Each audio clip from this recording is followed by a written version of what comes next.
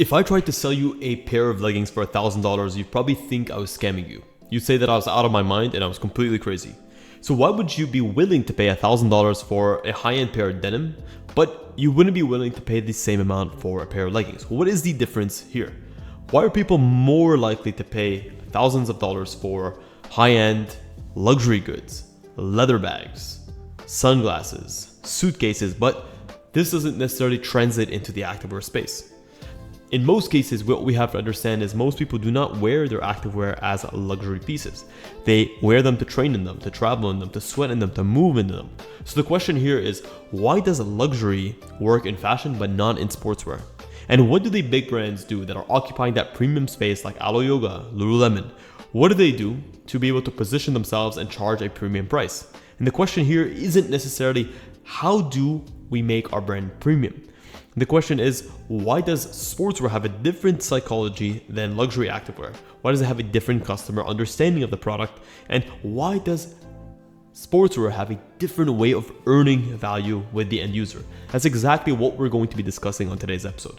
Without further ado, my name is Shadi. I'm the co-founder and creative director of FittDesign. And over the last 10 years, we've helped thousands of brands go from an idea to a physical product. So if you're interested in how you can occupy that premium space like some of the giants out there, this episode is for you. Number one is that luxury is about distance, but sportswear specifically is about use. Luxury fashion is able to be experienced from a distance and not as frequently, versus sportswear is way more practical. You use it on a daily basis. Luxury is aspirational. It feels separate from everyday life. When you put on a great watch, you may not be wearing that watch 24/7, but it kind of transforms you into another realm. When you put on a great pair of leggings, you're ready to go work out, you're ready to feel comfortable, you're ready to perform. Sportswear here is the opposite of luxury.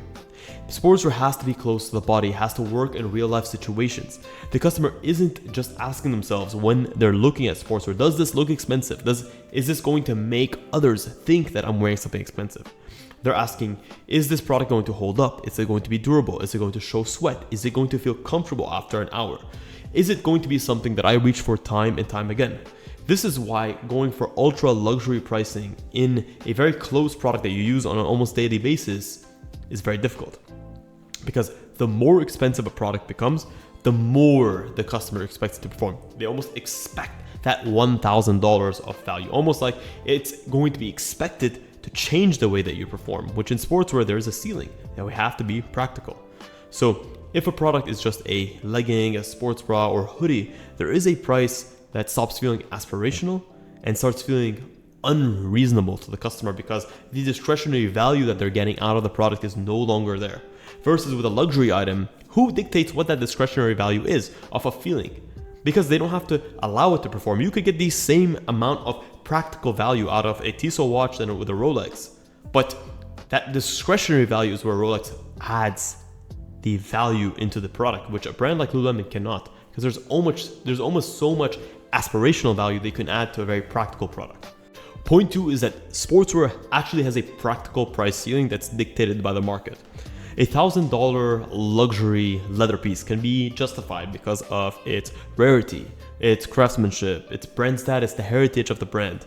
But $1,000 activewear product is much harder to justify because what the customer sees is something that they're going to have to use very heavily, put through its paces. They're going to sweat in it. They're going to wear it often. They're going to need multiple colors. They're going to need to put it in the wash and not worry about it. They may need to replace it after a season or two after heavy use. That changes their buying logic. They're not looking at this pair of leggings as something they're going to hold to the next generation. They're looking at this pair of leggings as something that they want quality for, but that they're going to change in a couple seasons. And with a luxury item, a customer may need one or two of those items to complete the set. There's only so many watches you can buy. There's only so many leather handbags that you can have. Sure, with conspicuous consumption, we can always buy more, but with sportswear, it's about building a wardrobe, especially if you live an active life. You might buy a black legging, then you might get a second legging, then you might get a sports bra, then you might get a short, then you might get a top, you might get a hoodie. The product has to be premium, but still repeatable to allow customers to actually build that wardrobe. This is why brands like Lululemon and Alo that are at the premium level of sportswear sit in the middle ground when it comes to consumption.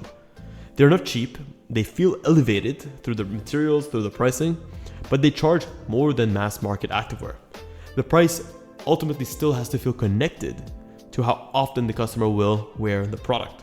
Premium sportswear works ultimately when a customer can see himself or herself wearing that product again and again. And ultra luxury sportswear is going to struggle when the price makes the product feel too precious to use. Number 3 is that the customer needs to feel the value, not just see the logo.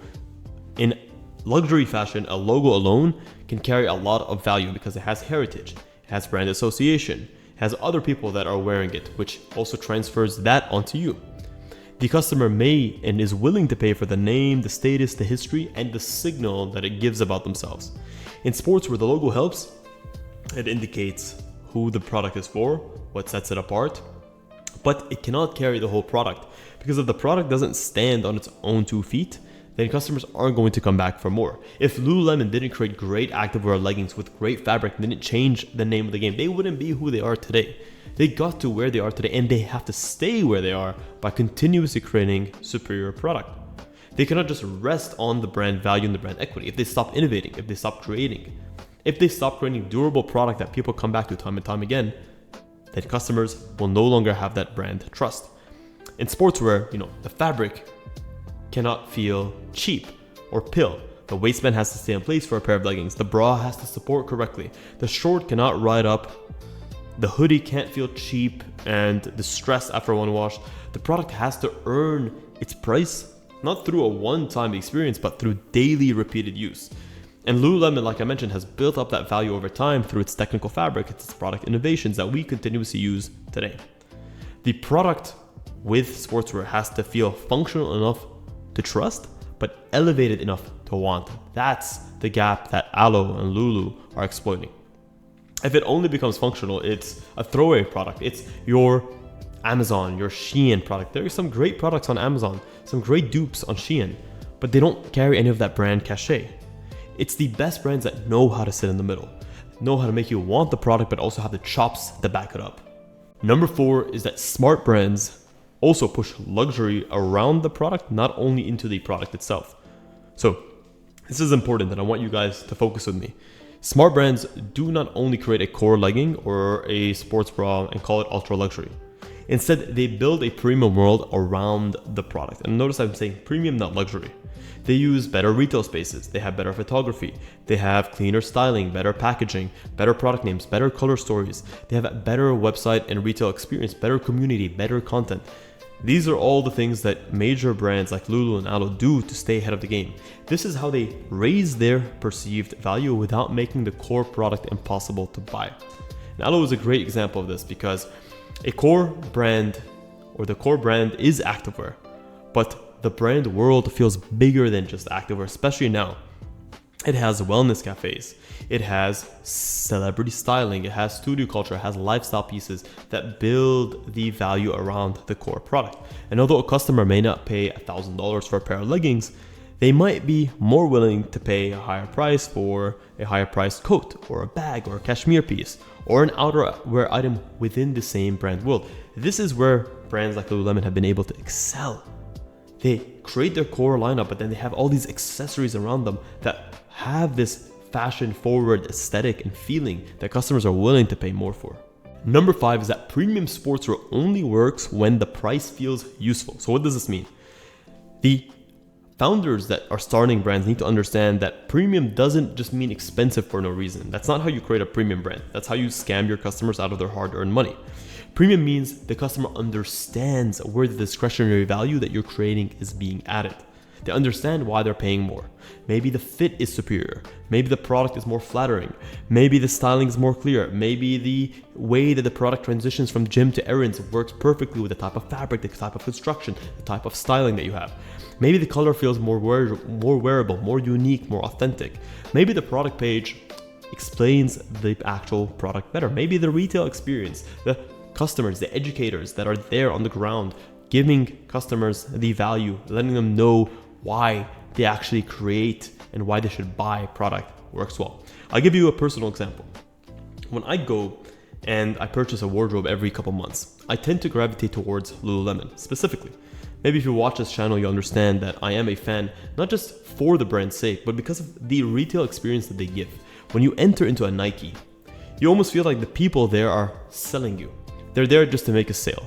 When you go into Lululemon, there is a air of, I'm here to educate you. I'm here to stand with you and to see what product makes sense for your lifestyle, your wardrobe, the way that you like to wear. And every single 6 months when I go into the same Lululemon, they remember who I am. I've never signed up for anything. I've never been on their emailing list, but they know who I am. They know my wardrobe. They grab me products from the back.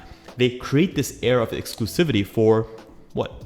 A $150 ABC pant, which again, they're giving you this experience of premium sportswear, but I also am now willing to pay more for a product that I could probably get for half price at Built or at another brand, but because of that retail experience, that's where the discretionary value comes into play. I'm now willing to pay more because the price is justified.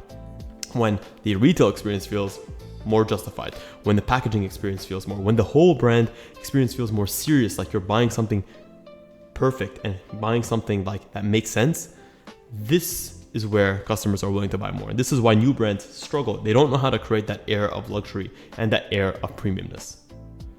Number 6, and last but not least, how should new activewear brands use this to their advantage? The lesson here is not to avoid premium positioning as a startup brand.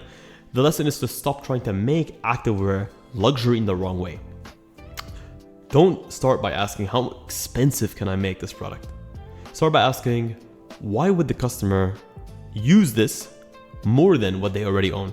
If you can get into the customer's good graces on a daily basis, they're going to be willing to pay more. This is the better question. It answers, and if your answer is strong, then you can build a premium brand around it. You have to have a better product page, better fit proof, better visuals, better color direction, better packaging, better launch story, a better customer experience, better styling, and the product still, at the end of the day, still has to feel useful. It still has to be something that customer will gravitate and grab on a daily basis. And a new activewear brand shouldn't try to go ultra luxury first. What it should do is it should become trusted first, then desired, and then it becomes premium. That order matters because in sportswear, the customer has to believe the product will work before they care how elevated it looks. So if you guys want to learn how to create a product that can become trusted first by having the right fit, the right design, the right fabric, the right construction, the right identity, then you can check the link in our description to apply to work with us one-on-one. We can show you how we can take you from an idea to a physical product in under 30 days, and we'll put a personalized production roadmap in your hands within 5 minutes of your inquiry. And guys, I say this from the very bottom of my heart. Thank you so much for tuning in to this episode of FittDesign TV. Until next week's episode, for the 10,000th time, stay awesome.